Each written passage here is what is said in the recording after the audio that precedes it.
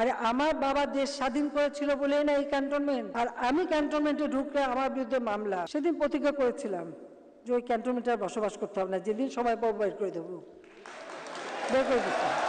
শুধু আমি বললাম যে আজকে আমাকে ঢুকতে দাও না, যখন জিয়া রহমান ঘরে তুলতে চায়নি প্রতিদিন তো আমাদের বাসার যে কান্নাকাটি করতাম।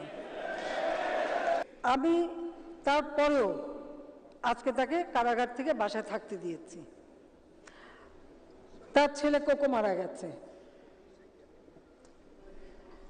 সে যখন আমার বাবা মা ভাই বোনের মৃত্যু দিবসে উৎসব করে, কিন্তু আমি তো মানুষ, আমিও তো একজন মা। আমি ভাবলাম আমি বাংলাদেশের প্রধানমন্ত্রী, সব মানুষের দায়িত্বই তো আমার, ভালো মন্দ সবই। আমি সিদ্ধান্ত নিলাম আমি যাব, খালেদা জিয়াকে সহানুভূতি দেখাবো। আমার তরফ থেকে আমার মিলিটারি সেক্রেটারি যোগাযোগ করলো, সময় ঠিক